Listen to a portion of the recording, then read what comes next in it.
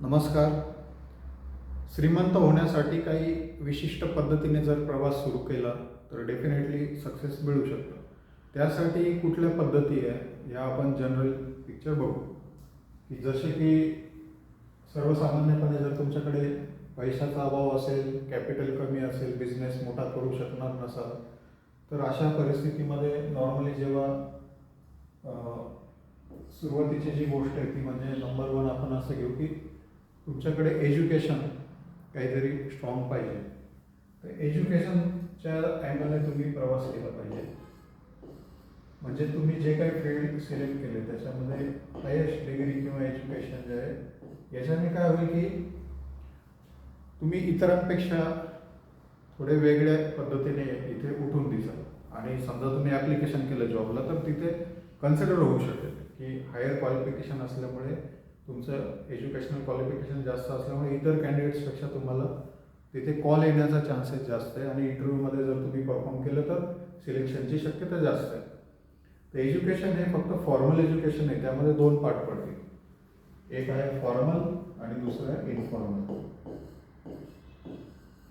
Formal म्हणजे जे पुस्तकी शाळा कॉलेजातून पुढे शिक्षण घेतो आपण जातो, डिग्रीज वगैरे घेतो, ते फॉर्मल एज्युकेशन. दुसरं आहे इनफॉर्मल.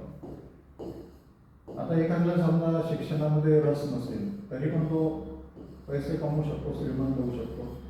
असे बरेचसे उदाहरण. जसं की इनफॉर्मल एज्युकेशनमध्ये समजा एखादा म्युझिकमध्ये चांगल्या पद्धतीने आहे की त्याला जे फॉर्मल एज्युकेशन आहे किंवा जे शाळा कॉलेजमध्ये एवढा इंटरेस्ट नाही आहे शिकण्यामध्ये, तो म्युझिकमध्ये इंटरेस्टेड आहे तर म्युझिकमध्ये तो अजून प्रगती करू शकतो. तिथे फुल फ्लेज त्याने प्रिपरेशन केलं, ते एज्युकेशन घेतलं म्युझिकमध्ये, तिथले एक्झाम्स पास होत गेला तर तो चांगल्या पद्धतीने कुठेतरी सर्वाईव्ह होऊ शकतो. अर्निंग हे चांगलं होऊ शकतं आणि त्या फील्डमध्ये तो खूप काही पैसे कमवू शकतो आणि एक रेप्युटेड व्यक्ती बनू शकतो. असे बरेचसे उदाहरण. जसं तुम्ही बघितलं सोसायटीमध्ये असे खूप काही लोक दिसतील तुम्हाला की एज्युकेशनल बॅकग्राऊंड नाही परंतु कला किंवा बाकीच्या जे फील्ड आहे त्याच्या जसे आर्टिस्ट आहे काही तुम्ही बघतात की चित्रपटसृष्टीमध्ये काही आर्टिस्ट असते की एज्युकेशन नाही परंतु त्यांनी त्या फील्डमध्ये भरपूर डेडिकेशन केलं आहे, नॉलेज मिळवलेलं आहे आणि ते पुढे गेले. तर एज्युकेशन म्हणजे केवळ पुस्तकी ज्ञान किंवा डिग्रीज सर्टिफिकेट्स असं नाही आहे. ते दोन्ही प्रकारे फॉर्मल इनफॉर्मल आपण म्हणू शकतो. हा एक प्रवास झाला. दुसरं असं की तुमच्याकडे काही बिझनेस करायचा आहे आणि बिझनेसला एवढं कॅपिटल नाही, तरीसुद्धा तुम्ही जर त्या बिझनेसमध्ये व्यवस्थित प्रामाणिक प्रयत्न केले आणि क्वालिटी दिली, इतर लोकांपेक्षाही काही देण्याचा प्रयत्न केला तर बिझनेसमध्ये सक्सेसफुल होऊ शकतो. यासाठी तुम्हाला तुमचा एक्सपिरियन्स जो आहे तो वाढवून गेला पाहिजे. बिझनेसमध्ये ऑपॉर्च्युनिटीज खूप आहेत. लोकांना काय पाहिजे आहे आणि ते चांगल्या पद्धतीने कसे तुम्ही देऊ शकता, इतरांपेक्षा तुमची क्वालिटी आणि रेट जर रिजनेबल असतील तर डेफिनेटली तिथे माउथ पब्लिसिटीद्वारे तुमचा बिझनेस हा ग्रो होऊ शकतो. आणि जे काही आपण म्हणतो की पैसे नाही म्हणून बिझनेस करता येत नाही, तर तो चुकीचा बिलीफ आहे.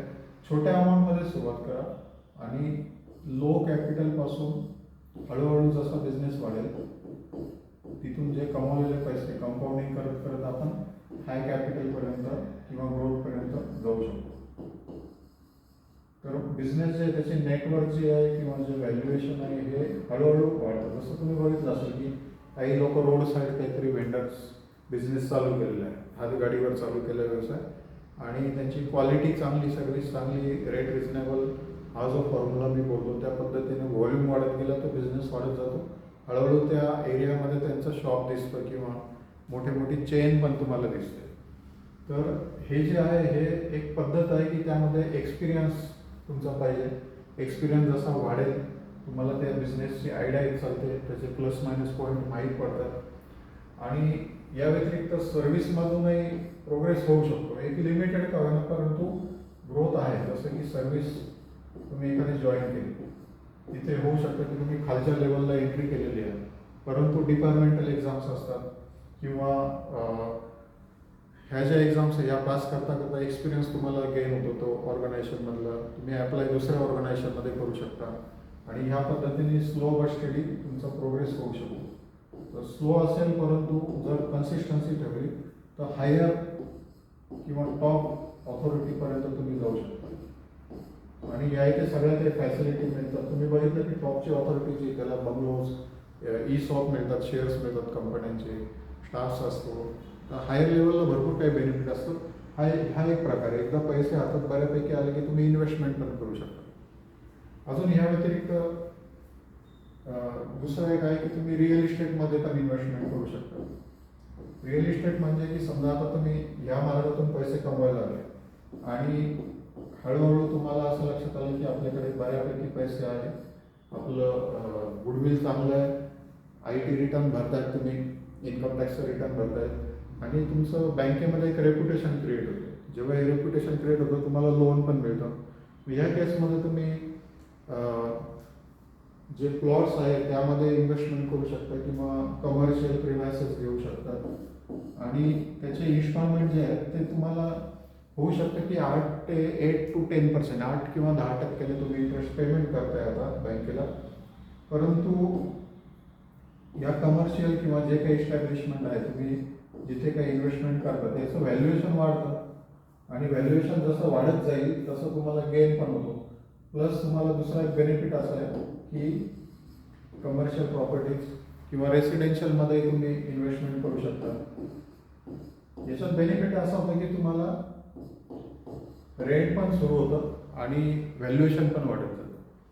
व्हेरियस तुम्ही काय करता की 8% तुम्ही फक्त इथे 8 किंवा 10% तुम्ही इंटरेस्ट देतात बँकेला आणि स्वतःचेही काही पैसे EMI भरतायत. त्यानंतर काय होईल की कॅपिटल ॲप्रिसिएशन होईल तुमचं. या इथे व्हॅल्युएशन वाढत झाली, एव्हरी इयर व्हॅल्युएशन ॲप्रिसिएशन होत जाईल. कारण की ह्या ज्या काही ॲसेट्स आहे ना, ह्या डेप्रिसिएटिंग नाही आहे, ॲप्रिसिएटिंग ॲसेट्स आहे. तर रिअल इस्टेटमध्ये प्लॉट घ्या, कमर्शियल प्रॉपर्टी घ्या, रेसिडेन्शियल प्रॉपर्टी घ्या आणि ते लेट आउट करा. लेट आउट म्हणजे भाड्याने दिले की तुमचं काही ना काही तिथे इन्कम सोर्स सुरू होईल, त्याच्यामध्ये थोडे पैसे टाकून इन्स्टॉलमेंट आरामात जाईल आणि हळूहळू कालांतराने हे व्हॅल्युएशन आउटस्टँडिंग तयार होईल. तुम्ही बघता की काही सिनियर लोक जे आधीच्या पिढीतले त्यांनी कुठेतरी गावाबाहेर प्लॉट घेतलेला होता आणि पुढे काय झालं, सिटी वाढत चालली आणि तिथपर्यंत गेली आणि त्याचं व्हॅल्युएशन जबरदस्त. म्हणजे कोणी समजा 50,000चा प्लॉट घेतलेला आहे तर आज त्याचे 5 कोटी पण झालेले आहे. कालांतराने व्हॅल्युएशन वाढत जातं, हे तुम्ही बघितलेलं आहे. त्या श्रीमंतीचा मार्ग फक्त या सगळ्यांमध्ये कॉमन फॅक्टर टाईम आहे. तुम्हाला टाईम द्यायला लागतो. दुसरं असं की समजा तुम्ही बिझी आहे, जॉब करताय आणि किंवा व्यवसाय करताय, तुमच्याकडे जो वेळ आहे काही अजून ॲक्टिव्हिटी करायची असेल तर त्यासाठी वेळ नाही, ते इन्व्हेस्टमेंट शेअर मार्केटमध्ये इन्व्हेस्टमेंट करू शकतात. किंवा शेअर मार्केटमध्ये तुम्हाला जायचं नसेल, अगदी safely nominal percentage of return पाहिजे असेल, जसं की थोडेफार 10-15% मध्ये तुम्ही खुश आहात, तर मग म्युच्युअल फंड आहे किंवा बऱ्याचशा स्कीम्स आहे ज्यामध्ये फिक्स काही पर्सेंटेज रिटर्न्स मिळतात. या इथे इन्व्हेस्टमेंट जी आहे ती शेअर्स किंवा म्युच्युअल फंड्समधली इन्व्हेस्टमेंट जी आहे ही सुद्धा तुम्हाला श्रीमंत करू शकते. यामध्ये टाईम द्यावा लागतो, अभ्यास करावा लागतो आणि जर तुम्ही प्रॉपर स्टडी करून, प्रॉपर ॲनालिसिस करून जर इन्व्हेस्टमेंट केली तर आउटस्टँडिंग रिटर्न्स इथे मिळतात. की हे जे काही वेल्थ क्रिएशन आहे हे मॅक्सिमम मिळू शकतं. तर हे जे काही मेथड्स मी दिले आहे ना, या परत एकदा रिव्हिजन करतो याची की पहिल्यांदा दिलं तुम्हाला एज्युकेशन घ्यायला पाहिजे. मग ते तुमचं फॉर्मल एज्युकेशन असो, डिग्री रिलेटेड असो किंवा काहीतरी हातातलं स्किल तुम्ही किंवा एक्सपिरियन्स असं गेन करताय की तुम्हाला पुढे तो कामास येणार आहे. म्हणजे एज्युकेशन म्हणजे काय की तुमची ओव्हरऑल नॉलेज तिथे वाढवणे, हा एक कन्सेप्ट आहे. बिझनेस तुम्ही छोटं कॅपिटलने पण चालू करू शकता, पण त्यातली माहिती पाहिजे, अनुभव पाहिजे आणि हळूहळू त्यातले छोटे प्लस मायनस पॉईंट तुम्हाला माहिती पडले तर त्यामुळे काय होईल की तुमचा ग्रोथ होईल. हळूहळू तुम्ही ते ऑब्स्टॅकल्स किंवा जे काही प्रॉब्लेम्स आहेत त्याच्यातून बाहेर निघाल. जे काही अडचणी येतात त्याच्यावर मात करून तुम्ही पुढे कन्सिस्टन्सली तो बिझनेस करू शकता. बिझनेस जितके जास्त दीर्घकाळ तुम्ही चालवाल तितका अनुभव वाढेल आणि प्रोग्रेसची तुमची ऑपॉर्च्युनिटी जी आहे इथे जास्तीत जास्त तुम्हाला क्रिएट होईल. सर्व्हिसमध्ये तुम्ही जॉब करताय, तिथून काही ना काही इन्कम येतोय तुमचा, त्यामुळे तुमचे जे डेली नीड्स आहेत ते भागतायत आणि स्लो बट स्टडी तुम्हाला तिथे प्रोग्रेस करायचा आहे, वरच्या पोस्टमध्ये प्रयत्न करायचा आहे आणि जर सॅच्युरेशन पॉईंट आला की आता इथून पुढे प्रोग्रेस करणं अवघड आहे आपल्या ऑर्गनायझेशनमध्ये, त्या केसमध्ये हायर पोस्टला दुसरीकडे अप्लाय करू शकता तुम्ही. तर हा सुद्धा एक मार्ग. याच्याने काय होईल की तुम्हाला इन्कम जनरेट होईल फिक्स, त्याच्यातून सेव्हिंग करून बाकीचे जे मेथड्स आहे यामध्ये तुम्ही डायव्हर्ट करू शकता, पैसे इन्व्हेस्टमेंट करू शकता. रिअल इस्टेट अशी एक गोष्ट आहे की ही वाढणारी गोष्ट आहे, पॉप्युलेशन वाढणार आहे, स्कॅरसिटी ऑफ लँड, जमीन जे आहे त्या लिमिटेड असणार आहे, त्यामुळे त्याची डिमांड वाढत जाणार आहे. तर जे काही इन्कम आपण जनरेट करतो कुठल्याही मार्गाने वर दिलेलं, तर त्यापैकी जी काही सेव्हिंग तुम्ही इथे कराल तर त्याचं व्हॅल्युएशन वाढणारच आहे. या व्यतिरिक्त शेअर्स आणि म्युच्युअल फंडमध्ये ही तुम्ही इन्व्हेस्ट करू शकता. आता शेअर्समध्ये इन्व्हेस्टमेंट करताना लोक बरेचसे म्हणतात की रिस्की आहे आणि ह्या इथे प्रॉब्लेम होऊ शकतो, मार्केट जे जुगार आहे वगैरे, तसं काही नाही. जर नॉलेज घेतलं, जसं की मी ह्या पद्धतीतून गेलेलो आहे, ह्या सगळ्या पद्धतीतून मी गेलेलो आहे आणि सगळ्यात जास्त रिटर्न्स मला शेअर मार्केटने दिलेले. कारण का की तिथे ॲज अ बिझनेस म्हणून मी कन्सिडर केलं शेअर मार्केटला आणि कमी कॅपिटलमध्ये सुरुवात केलेली आहे. त्याच्यानंतर जे काही गेन होत गेले ते कंपाऊंड करत गेलो आणि ते वाढवत गेलो. तर शेअर्समध्येही तुम्हाला जर चांगला स्टडी केला डीपली आणि तुम्हाला अनुभव येत गेला, तर अभ्यास आणि अनुभव या दोघांच्या आधाराने तुमची जी वेल्थ क्रिएशन ही आउटस्टँडिंग क्रिएट होते आणि पुढे मागे तुम्ही सर्व्हिस जी आहे करताय ती गरज पण पडणार नाही, तुम्ही रेजिग्नेशन पण देऊ शकता. तर या सगळ्या गोष्टी ज्या आहे या डीपमध्ये पहिले समजून घ्यायला पाहिजे. तर शेअर मार्केट जे आहे हे काही लगेच फास्ट किंवा यापैकी ज्या काही गोष्टी दिल्या आहेत या फास्ट पैसे कमवून देणाऱ्या गोष्टी नाही, त्या थोडा वेळ घेणार आहे, थोडासा टाईम लागणार आहे. तुमचं कॅल्क्युलेशन पेपरवर रेडी पाहिजे की ह्या पद्धतीने मी वेल्थ क्रिएशन करू शकतो. तुम्ही फिगर आउट केलं, पेपरवर सगळं लिहिलं, आजची माझी कंडिशन काय, किती पैसे खर्च किती आहे माझा, त्याच्यातून इन्कम किती आणि सेव्हिंग्स होते का नाही, सेव्हिंग जर होत असेल तर ती कशा पद्धतीने मी इथे इन्व्हेस्ट करू शकतो हे तुम्ही.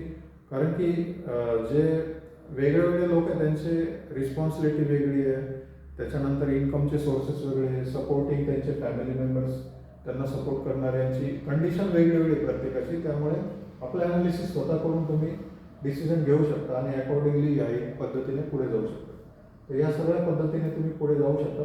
पण तुम्हाला जर शेअर्समध्ये इन्व्हेस्टमेंट करायची असेल तर मी डेफिनेटली म्हणेन की तुम्ही पहिल्यांदा याचं नॉलेज घ्या आणि त्यामध्ये थोडी मास्टरी आल्यानंतर तुम्हाला सक्सेस दिसत आहे की आता मी कमवू शकतो, पैसे वाढत आहेत आणि पुरेसं नॉलेज आलं तरच तुम्ही इथे मॅक्सिमम अमाऊंट टाका.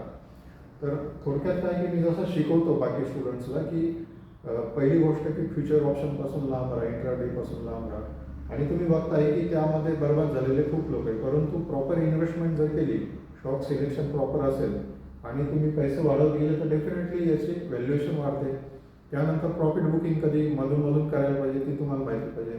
सायकल्स असतात, मी ते सगळे शिकवतो. जसं की आता ऑक्टोबर नोव्हेंबरला आपण 2024च्या बऱ्यापैकी प्रॉफिट बुकिंग केलेली आहे आणि त्याच्यानंतर सायकल जे आहे ते आपल्याला माहिती आहे 1 वर्षाचं सायकल. त्याच्यानंतर फॉल येणार आहे, मार्केट फॉल आला, प्राईस खाली आली, आता पुन्हा आपलं बाईंग सुरू होते. तर हे चढ उतार जर तुम्हाला आधीच माहिती असतील, 10 वर्षाचे पुढचे पिक्चर तुमच्या विजन जर असेल तर डेफिनेटली यापासून तुम्हाला कोणी रोखू शकत नाही. तर पैसे अशा पद्धतीने बनतात, डेफिनेटली पैसे बनवतात आपले स्टुडंट्स पण आणि हे जे व्हॅल्युएशन आहे हे तुमचं वाढतच जाणार. फक्त त्यासाठी पेशन्स पाहिजे आणि अभ्यास पाहिजे. तर आपलं चाणक्य स्टॉक गेनचे जे क्लासेस असतात त्याची इन्क्वायरी तुम्ही कमेंट बॉक्समध्ये करू शकता आणि येणाऱ्या बॅचेसचा मी तुम्हाला डिटेल्स देईन आणि तुम्ही जॉईन करू शकता. थँक्यू.